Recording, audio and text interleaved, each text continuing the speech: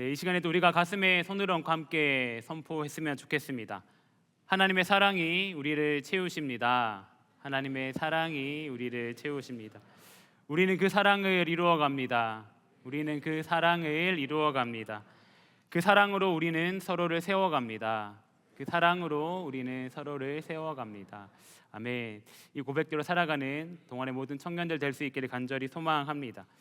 우리는 계속해서 우리 청년부가 가져야 할 비전에 대해서 나누고 있습니다. 지난주는 에베소서 말씀을 통하여서 하나 되는 공동체의 비전에 대해서 나누었습니다. 하나님께서 우리를 하나로 불러주셨음을 기억하면서 사랑으로 서로를 용납하고 성령님께서 하나 되게 하신 것을 지켜나가면서 예수님께서 선물로 주신 은사로 말미암아서 그리스도의 몸을 세워가는 우리 모두 될 수 있기를 간절히 소망합니다. 여러분들은 취미가 있으신가요? 네, 아마 좋아하는 취미 생활이나 활동들이 한 가지씩은 다 있으실 것입니다. 저는 작년부터 달리기의 취미가 생겼습니다. 처음에는 다이어트를 하기 위해서 조금씩 뛰기 시작했던 것이 매일매일 하다 보니까 점차 재미가 붙기 시작하여서 지금은 빼먹을 수 없는 좋은 습관이 된 것 같습니다. 그래서 새벽 예배 후면 어김없이 달리기를 하고 하루를 시작하곤 하는데요. 네, 어제도 10km를 달렸습니다. 달리기 취미를 가지고 이것저것 알아보다 보니 함께 달리는 크루와 같은 것들이 많이 활성화되어 있는 것을 보게 되었습니다. 그 아이인 저는 크루 활동을 할 엄두가 참 나지 않고 두렵기도 해서 선뜻 나가보지는 못했습니다. 제가 이런 크루에 나가보진 않아서 이런 크루 활동에 대해서 이렇게 쉽게 얘기할 수는 없지만 이런 곳에 나가보다 보면 정기적으로 모임을 하고 또 이곳에서 주는 유익들이 참 많이 있는 것 같습니다. 그런데 아무리 이런 크루 활동이 유익을 많이 준다 할지라도 교회가 주는 유익, 교회가 주는 영향력에 비하면은 한참 못할 것입니다. 교회가 가지는 독특한 특성들이 있기 때문입니다. 이러한 교회의 시작은 사도행전 2장에서부터 시작되는데요. 사도행전 2장 말씀을 묵상하다 보면 교회의 역사에 있어서 중요한 사건들이 많이 기록되어 있습니다. 첫 번째는 오순절 성령 강림 사건이고요. 두 번째는 베드로의 설교이고 세 번째는 예루살렘 초대 성도들의 모습과 더불어 교회라고 하는 전혀 새로운 공동체가 어떻게 탄생되고 있는지 기록하고 있습니다. 그 모습이 어떤 모습인지 함께 알아보고 우리 청년부는 또 어떤 모습을 가지고 나아가야 할지 이 시간 함께 나누길 소망합니다. 전혀 새로운 공동체는 첫 번째로 복음으로 시작된 공동체입니다. 오늘 말씀에서 교회가 어떻게 시작됐는지를 잘 보여주고 있습니다. 오늘 말씀의 배경을 설명드리면 다음과 같습니다. 예수님께서 부활 승천하신 이후에 오순절에 제자들을 비롯한 무리들이 예수님의 말씀을 지키면서 함께 모여 기도하기 시작했습니다. 이들 가운데 성령의 임재가 있었고 사람들이 각기 다른 방언으로 말하기 시작하였습니다. 어떤 이들은 이 모습들을 보고 술에 취한 것이 아니냐며 조롱하기도 하였습니다. 이때 베드로가 일어나서 하나님의 말씀을 전하기 시작하는 것입니다. 베드로의 말씀이 읽고 난 이후에 오늘 우리가 함께 읽었던 말씀이 시작되는 것입니다. 우리 사도행전 2장 30절 말씀을 다시 한 번 더 한 목소리로 봉독해 보겠습니다. 시작. 그들이 이 말을 듣고 마음에 찔려 베드로와 다른 사도들에게 물어 이르되 형제들아 우리가 어찌할꼬 하거늘. 오늘 말씀에서 이 말을 듣고로 시작하고 있는데 이 말은 바로 앞에 나오는 베드로의 설교를 가리킵니다. 베드로의 설교는 어떤 내용이었을까요? 베드로의 설교 내용을 잘 살펴보면은 예수님에 대한 설교였습니다. 그 자리 가운데 유대인들이 많이 모여 있었기 때문에 구약 성경을 본문으로 하여서 예수님의 사역들, 예수님의 죽으심, 예수님의 부활, 예수님의 승천에 대해서 말씀을 전하고 있는 것이죠. 그리고 이 베드로의 설교의 핵심은 바로 직전 말씀인 36절에서 나옵니다. 36절 말씀을 제가 읽어드리면 그런즉 온 집은 확실히 알지니 너희가 십자가에 못 박은 이 예수를 하나님이 주와 그리스도가 되게 하셨느니라 하니라. 예수님께서 부활 승천하신 이후에도 여전히 제자들 그리고 무리들 가운데는 예수님을 하나님의 아들이 아니라 단순히 선지자 정도로만 보는 사람들이 많이 있었습니다. 이들을 향해서 베드로는 예수님께서 우리의 구원자가 되어주심을 강력하게 선포하고 있는 것이죠. 그러면서 너희가 예수님을 십자가에 못 박았다라고 얘기합니다. 실제 예수님을 십자가에 못 박은 사람들은 로마의 군인들이었을 것입니다.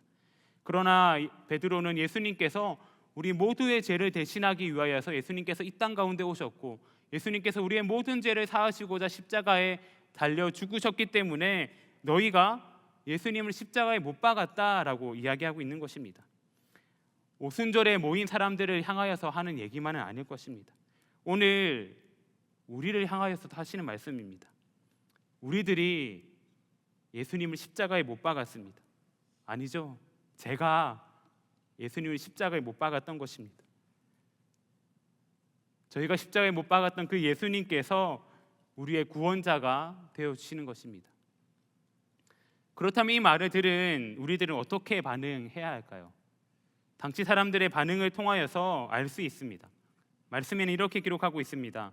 마음에 찔려 베드로와 다른 사도들에게 물어 이르되 형제들아 우리가 어찌할꼬 하거늘. 복음을 들었다면 이런 반응이 나오는 게 자연스럽다는 것입니다. 그리고 이렇게 반응하며 질문하기 시작할 때에 새로운 공동체의 모습이 시작되는 것입니다. 우리는 모두 예수님이 어떤 분이신지 알고 예수님께서 우리를 대신하여서 우리의 모든 죄를 담당하셔서 십자가에 죽으심을 알고 있습니다. 그렇다면 우리 가운데에도 이러한 질문들과 반응이 자연스럽게 나와야 하는 것입니다. 베드로는 우리가 어찌할꼬라는 이 무리들의 질문에 대해서 이렇게 답하고 있습니다. 우리 38절 말씀을 한 목소리로 함께 봉독하겠습니다. 시작.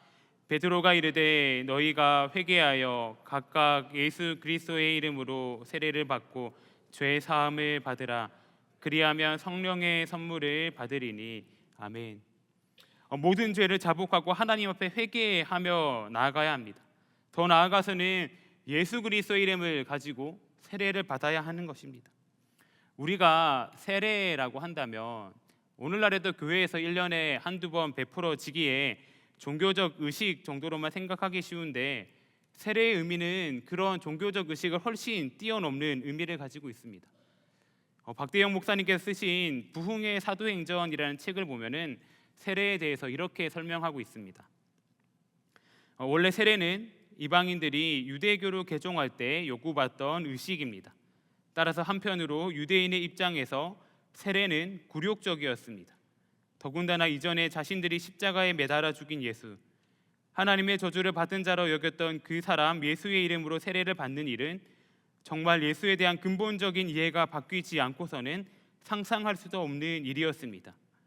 세례는 엄청난 용기가 필요한 공개 변절 사건이었습니다. 이 정도로 세례를 받는다는 것은 엄청난 의미를 가지고 있는 것이었습니다. 나는 죽고 예수님만 산다는 고백이 없다면 할 수 없는 행위가 세례받는 것이었습니다. 내 정욕과 내 욕심을 십자가에 못 박는 것이었고요. 오직 예수님만이 내 삶의 주인 되신다는 고백이 세례를 통해 드러나는 것입니다. 그래서 지금도 세례를 받을 때 무릎을 꿇고 세례를 받습니다. 나는 죽고 예수님께 온전히 순복하겠다는 고백입니다. 이 자리에 함께하고 계신 분들 중에서도 세례를 받으신 분들이 많이 계실 테고 또 앞으로 세례를 받으실 분들이 계실 줄 압니다. 이러한 세례의 의미를 다시 한 번 더 기억하시면서 우리 가운데 오직 예수님만을 주인으로 삼아 따르겠다는 이 결단이 넘쳐날 수 있기를 소망합니다. 그렇게 세례를 받고 예수님으로 말미암아 변화된 삶을 살아간다고 결단할 때 이어서 나오는 것과 같이 죄 사함을 비롯하여 성령님께서 주시는 선물을 우리는 받을 수가 있습니다. 하나님께서 우리의 죄를 사하여 주신다는 것은 다른 말로 하면은 우리를 구원하여 주신다는 것입니다. 그래서 39절에서 40절에서는 이렇게 기록합니다. 이 약속은 너희와 너희 자녀와 모든 먼데 사람 곧 주 우리 하나님이 얼마든지 부르시는 자들에게 하신 것이라 하고 또 여러 말로 확증하며 권하여 이르되 너희가 이 패역한 세대에서 구원을 받으라 하니. 다른 어떤 이들이 아닙니다. 특정한 조건을 가져야지만 받을 수 있는 것이 아닙니다. 주님께서 불러주신 모든 이들 가운데 하나님께서 구원을 주신다라고 이야기합니다. 어디에서 구원을 해주시나요? 말씀에서 기록하고 있는 것처럼 패역한 세대 가운데서 구원을 해주십니다. 패역한으로 번역된 헬라어 스코리오스는 구부러진, 왜곡된이라는 뜻을 가지고 있습니다. 첫사람 아담과 하와가 범죄함으로 말미암아 하나님께서 창조하신 질서에서 어긋나고 왜곡된 삶을 살고 있었고, 그 삶을 이어받은 우리들의 모습이지만 그곳 가운데에서 우리를 구원하여 주신다는 것입니다. 패역한 세대에서 구원하여 주신다는 것은 더 이상 우리가 이 땅의 기준과 이 땅의 가치를 따라 살아가는 것이 아니라 우리가 회개하고 하나님께 나아갈 때에 그곳에서 벗어나서 하나님을 향한 바른 길로 걸어갈 수 있다는 것을 의미하기도 합니다. 그리고 그 길이 어떤 길인가 생각했을 때 바울이 쓴 빌립보서를 통해서도 알 수 있는데요. 빌립보서 2장 15절 말씀 우리가 한 목소리로 함께 봉독하겠습니다. 시작. 이는 너희가 흠이 없고 순전하여 어그러지고 거스르는 세대 가운데에서 하나님의 흠없는 자녀로 세상에서 그들 가운데 빛들로 나타내며. 아멘. 우리가 방금 읽은 말씀에 어그러지고에 사용된 단어가 패역함과 동일한 단어입니다. 즉 패역한 세대에서 구원받는다는 것은 빌립보서 말씀과 연결해 본다면 이 세상 가운데에서 하나님의 흠없는 자녀로 살아가는 가운데 그들 가운데 빛을 드러내는 삶이다라고 할 수 있습니다. 우리도 마찬가지입니다. 교회에서 신앙생활 열심히 하는 것 중요하겠지만 우리가 속한 삶의 현장들 가운데에서, 내가 속한 가정과 직장 가운데에서 하나님의 흠없는 자녀로 살아가면서 이 땅 가운데 빛을 드러내는 과정이 필요하다는 것입니다. 이것이 무엇 때문에 가능하다고요? 바로 복음 때문에 가능합니다. 우리 마음 가운데 복음을 가득 받아들인다면은 우리의 삶이 구체적으로 변화하기 시작하는 것이고, 이어지는 말씀에서는 복음으로 말미암아 변화된 공동체들이 어떤 모습을 보여야 할지 자세하게 기록하고 있습니다. 그래서 전혀 새로운 공동체의 두 번째는 나눔과 헌신의 공동체입니다. 이런 나눔과 헌신이 이루어지기 위해서는 먼저 선행되어야 할 것이 있습니다. 42절 말씀 이렇게 기록합니다. 그들이 사도의 가르침을 받아 서로 교제하고 떡을 떼며 오로지 기도하기를 힘쓰니라. 아멘. 가르침을 받는 것, 교제하는 것, 떡을 떼는 것, 기도하는 것에 힘써야 하는 것입니다. 이것들은 교회가 가져야 될 가장 큰 특징적인 모습이다라고 할 수 있습니다. 오늘날 우리 교회에서도 마찬가지로 지녀야 될 모습입니다. 하나님의 말씀을 배우기 위해 힘써야 되고요, 또 서로 교제하는 것이 이루어져야 합니다. 여기서 나오는 교제는 단순하게 친목을 다지는 것을 넘어서는 의미입니다. 우리가 주님 안에서 한 가족이기 때문에 서로 하나 되기 위하여서 교제한다는 의미를 가지고 있습니다. 또한 식탁의 교제를 나누어야 합니다. 예수님께서 먹고 마시기를 즐겨 하셨던 것처럼 우리 삶에서도 식탁의 교제를 하면서 서로 가까워져야 하는 것입니다. 또한 기도에 힘써야 합니다. 사도들은 기도에 힘쓰는 것이 얼마나 중요한지 알았을 것입니다. 앞서 말씀드린 것처럼 사도행전 2장은 오순절 성령 강림 사건으로부터 시작되었습니다. 그리고 이 성령 강림 사건은 오순절에 마가의 다락방에 모였던 120명의 제자들이 함께 기도하는 가운데 시작되었습니다. 기도 가운데 성령의 임재를 누릴 수 있었고요, 이후에 세례받은 성도의 수가 3,000이나 더한 이후에도 기도하기를 힘썼다는 것입니다. 주께서 사랑하시는 우리 동안의 청년부 가운데에서도 이러한 가르침을 받고 서로 교제하며 떡을 떼고 기도에 힘쓰는 일들이 계속되기를 소망합니다. 이러한 모습을 계속해서 실천하다 보면 우리 가운데 나눔과 헌신의 삶이 자동적으로 찾아오게 될 것입니다. 우리 44절에서 45절 말씀을 함께 한 목소리로 봉독하겠습니다. 시작. 믿는 사람들이 다 함께 있어 모든 물건을 서로 통용하고 또 재산과 소유를 팔아 각 사람의 필요를 따라 나눠주며. 아멘. 복음으로 말미암아서 새롭게 된 이들은 자신의 것을 나누는 것을 조금도 주저하지 않았습니다. 여기서 믿는 사람들이 함께 자신의 필요를 따라 나눠주고 물건을 통용하고 했다고 하니까 우리가 쉽게 생각해서 내가 가까운 사람, 우리 세런들과 함께 나의 것을 조금 나누는 정도를 생각하기 쉬운데 사실은 그렇지가 않습니다. 당시에 세례를 받고 더해진 신도의 수가 3,000명이었다라고 얘기하고 있습니다. 세례를 받지 않은 사람들 중에서도 이들과 함께하는 사람들이 엄청 많이 있었을 것입니다. 신학자 예레미야스에 따르면 사도행전 당시에 예루살렘에 거주하던 유대인들이 약 5만 5천 명에서 9만 5천 명 가량이 되었을 것이라고 추정합니다. 5만 5천 명과 9만 5천 명 차이가 많이 나긴 하지만 엄청난 규모의 사람들입니다.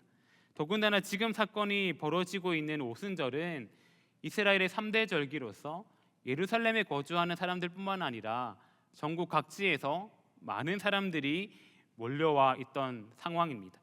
9절에서 11절 말씀에는 얼마나 다양한 사람들이 있었는지 기록하고 있는데 이렇습니다. 바데인, 메데인, 엘람인, 메소보다미아, 유대와 갑바도기아, 본도와 아시아, 부르기아와 밤빌리아, 애국과 구레네에 가까운 리비아 여러 지방, 로마에서 온 나그네, 그레데인, 아라비아인, 정말 많은 지역에서 오순절을 지키기 위해 모여 있었던 것입니다. 이 상황 가운데에서 내가 잘 아는 사람들만 챙기는 것이 가능했을까요? 불가능했을 것입니다. 또 다양한 나라에서 온 사람들도 많이 있었기 때문에 당장 잠잘 곳이 필요했을 수도 있습니다. 그러나 그들은 조금도 주저하지 않았습니다. 자신의 집을 내어준 사람도 있었을 것이고요. 자신의 것들을 팔아서 함께 먹을 양식을 마련한 사람들도 있었을 것입니다. 특히 오늘 말씀에서 기록된 함께 있어, 통용하고, 팔아, 나누어주며 이 네 개의 동사가 모두 미완료 시제로 되어 있습니다. 그렇다는 것은 어떤 것을 의미할까요? 계속해서 함께 있고 통용하고 팔아 나눠주는 것이 진행되고 있다는 것입니다. 공동체에 필요한 사람이 생기면 언제든지 자신의 형편껏 자신의 것을 내어주고 자신의 것을 나눠주는 준비가 되어 있었고 이것이 실제로 이루어지고 있었다는 것을 의미합니다. 이것은 단순하게 사유재산을 없애고 공동재산을 만들어야 된다를 이야기하는 것은 아닙니다. 성령님께서 함께 하시는 가운데 서로를 향한 인식이 완전히 변화된 것을 의미합니다. 예수님 안에서 한 형제, 한 자매가 되었고 한 가족이 된 것입니다. 그랬기에 자신의 것을 언제든지 나눌 수 있었고 자신의 삶을 헌신할 수 있었던 것입니다. 우리 또한 마찬가지입니다. 우리가 주님 안에서 한 형제, 한 자매임을 안다면 자연스럽게 나눔의 삶이 따라와야 할 것입니다. 이러한 나눔을 잘 실천했던 예가 있어서 소개하고자 하는데요. 우리 교회 청년부에 계시다가 지금은 다른 교회에서 사역하고 계시는 한 목사님의 이야기입니다. 목사님께서는 당시 청년부 한 부서를 담당하시던 전도사님이셨는데요. 오늘날과 같이 아주 추운 겨울날 한 지체분과 신방을 하게 되었습니다. 그날 이제 그 목사님께서는 이제 신상 패딩을 입고 신방에 나가게 되었는데 같이 만나게 된 지체는 형편이 조금 어려운 지체여서 너무 얇은 옷을 입고 이제 신방에 나왔다고 합니다. 함께 식사를 하며 교제를 나누는 가운데 하나님께서 계속해서 목사님 가운데 패딩을 벗어줘라 라는 마음을 주셨다는 거예요. 그때 목사님께서 고민을 했다고 합니다. 이거 신상인데 어떡하지? 결국 원투원 시간은 끝이 나고 원투원이 끝날 때까지 패딩을 주지는 못하였습니다. 그런데 집에 돌아가서도 계속해서 이 패딩을 줘라라는 음성이 생각이 나는 거예요. 그래서 이제 밤새 고민하며 기도하던 목사님은 결단을 하고 다음날 아침에 그 지체에게 연락을 하였고 지체의 의견을 잘 확인한 후에 그 패딩을 선물로 주었다고 합니다. 그러자 그 패딩을 받게 된 지체도 너무 즐거워하고 목사님 마음 가운데에도 이 패딩을 줘서 아깝다, 신상인데 라는 마음은 사라지고 하나님께서 주시는 기쁨이 너무나도 크게 오면서 이래서 나눔의 삶을 실천하는 것이구나 라는 생각이 들었다고 합니다. 나눔을 실천하는 유명한 사람들의 얘기가 많이 있지만 이렇게 가까이 계신 목사님의 일화를 소개해드리는 이유는 우리 또한 이러한 나눔의 상황이 언제든지 찾아올 수 있으며 우리 또한 이 상황 가운데에서 고민은 될 수 있겠지만 나눔을 충분히 실천할 수 있다는 것입니다. 오늘 예배당문을 열고 나갈 때에도 바로 나의 도움, 나의 나눔을 필요하는 상황이 생길 수 있습니다. 그때에 오늘의 말씀을 기억하면서 진정한 나눔의 삶을 실천할 수 있기를 소망합니다. 우리가 이렇게 복음으로 변화된 삶을 살고 나눔과 헌신의 삶을 살아간다는 이야기를 나누었습니다.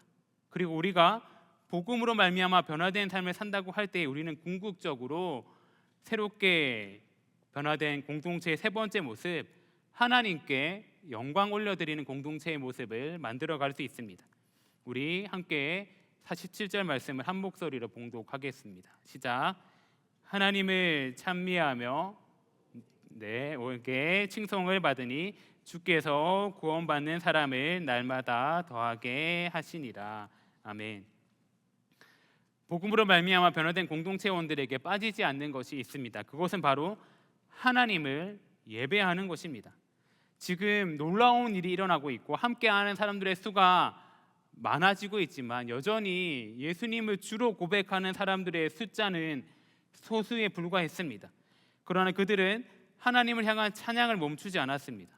하나님을 향한 예배를 멈추지 않았습니다. 그리고 이것은 앞서 나온 어떤 것보다도 더 중요한 일입니다. 그래서 마틴 로이드 존스 목사님께서는 이렇게 말씀하기도 하였습니다. 내가 진정 그리스도인인지 아닌지 알아보는 가장 좋은 방법은 내가 하나님을 찬양하는가라고 묻는 것입니다.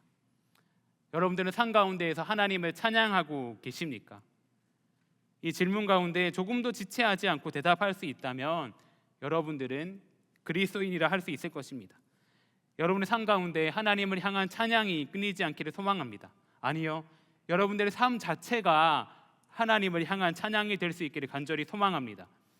이스라엘 백성들이 하나님을 찬양하며 나아갈 때에 온 백성이 칭송을 받는 일들이 생기기 시작하였습니다. 예루살렘에 많은 인원들이 모이기 시작하였던 것입니다. 많은 인원이 모이면은 안 좋은 이야기가 나올 수도 있습니다. 그러나 그러지 않았습니다. 이스라엘 백성들의 모습이 얼마나 좋은 모습이었는지 하나님께서 보시기 좋을 뿐만 아니라 다른 사람들이 보기에도 좋았음을 이야기하고 있습니다.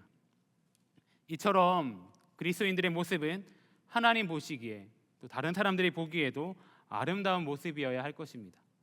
한국교회 초창기에도 그리스도인이라고 한다면 어디서나 칭찬을 받았습니다. 한국교회의 초기 도덕성이라는 연구 논문을 보면은 1920년도에 있었던 한 재판 이야기가 담겨져 있는데 내용이 다음과 같습니다. 1920년도에 살인 사건이 일어났습니다. 그런데 그 살인 사건에는 증거는 없고 용의자가 살인을 저질렀다는 사실을 증언해주는 한 여인만이 있었습니다. 그런데 그 여인이 야소교인이었습니다. 야소는 예수의 한자 표기로 조선 후기부터 일제강점기까지 그리스도인들을 야소교인이라 불렀습니다. 법정에서 판사는 그 여인의 증언만 가지고 용의자를 살인사건의 범인으로 인정해 사형을 선고하게 됩니다. 그 판사는 일본 사람이었는데 선고 가운데 이런 말을 했다고 합니다. 물증은 없지만 증인으로 나온 사람이 야소교 신자이므로 그녀의 말은 틀림없이 사실일 것이라고 생각하여 사형을 선고한다. 증인이 그리스도인이기 때문에 거짓말할 리가 없다는 것입니다. 이 이야기만 보아도 당시에 그리스도인들이 얼마나 모범된 삶을 살고 있었는지를 잘 보여줍니다. 오늘날의 우리 그리스도인들의 모습은 과연 어떤가요? 목회 데이터 연구소가 작년 11월에 조사한 2024년 한국인의 종교 호감도 추이에 따르면 우리 기독교 호감도 점수가 몇 점일까요? 36점에 불과했습니다. 불교가 51점, 천주교가 49점에 비하면 너무나도 많이 낮은 점수입니다.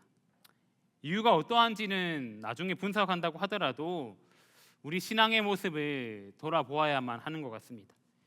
사도행전의 초대 교회의 모습과 같이 한국교회 초기 기독교의 모습과 같이 기독교인이라는 말만 들어도 믿고 신뢰할 수 있는 사람이 되도록 해야 할 것입니다.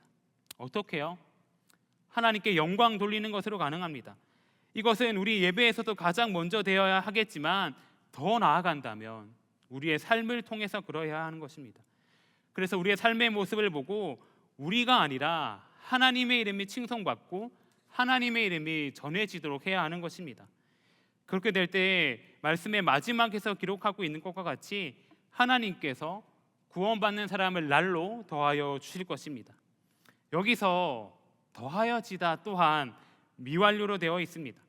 복음으로 변화된 사람들의 모습을 보고 하나님께 나아와 구원을 받는 사람들이 늘어가는 것이 한순간으로 그치는 것이 아니라 계속해서 진행되었다는 것입니다. 그렇다면 구원을 받는 사람들이 날로 더해지는 이 과정은 복음으로 말미암아 전혀 새로운 공동체로 거듭난 교회로 살아가고 있는 우리를 통해서도 지속되어야 할 것입니다. 여러분들의 모습을 통하여서도 구원받는 사람들이 날로 더해지도록 삶을 살아야 합니다. 우리에게 잘 알려진 선한 능력으로의 가사를 쓰신 보네퍼 목사님께서도 자신의 책 성도의 공동생활에서 이렇게 이야기하였습니다. 그리스도인의 사귐은 예수 그리스도를 사이에 두고 사귀는 것이요 예수 그리스도 안에서 사귀는 것을 말합니다. 그리스도인의 모든 사귐의 목적은 구원의 소식을 전하는 자로서 서로 만나기 위함입니다. 하나님은 그들을 구원의 복음을 전하는 자로 불러 모으시고 그들에게 사귐을 선물로 주십니다. 이 목사님의 말씀과 같이 우리가 함께 모였을 때 단순히 교제 나누는 것이 아니라 우리의 모임과 교제를 통하여서 예수님의 이름이 전해질 수 있게 해야 한다는 것입니다. 이제 말씀을 마무리하고자 합니다. 오순절에 모였던 많은 사람들, 복음의 소식을 들었던 사람들은 마음을 찔려하면서 우리가 어찌할꼬 질문하였습니다. 그리고 이들은 질문으로 끝나지 않았고요, 하나님 앞에서 자신의 죄를 회개하며 세례를 받았습니다. 복음으로 말미암아 변화된 삶을 살아가기를 시작했던 것입니다. 주님 안에서 한 가족이 되어서 자신의 소유를 나누는 것을 조금도 아까워하지 않았습니다. 이렇게 전혀 새로운 공동체의 모습을 통하여서 예수님을 주로 고백하는 사람들이 날로 늘어났던 것입니다. 그렇다면 이제 누구의 차례일까요? 우리의 차례입니다. 복음으로 말미암아 우리가 새롭게 거듭나야 합니다. 우리 가운데 이 복음의 열정이 잊혀져 가고 있지는 않습니까? 하나님께서 우리를 너무나도 사랑하셔서 독생자 예수 그리스도를 보내주셨고, 예수님께서는 우리를 너무나도 사랑하셔서 십자가에서 우리의 모든 죄를 대신하여 죽으셨고, 성령님께서도 우리를 너무나도 사랑하여 주셔서 우리와 매 순간 함께 하여 주고 계신 이 사실이 잊혀져 가고 있지는 않습니까? 우리 가운데 먼저는 이 복음의 감격이 회복되어야 할 것입니다. 복음의 감격이 회복될 때 우리의 삶 또한 변하게 될 것입니다.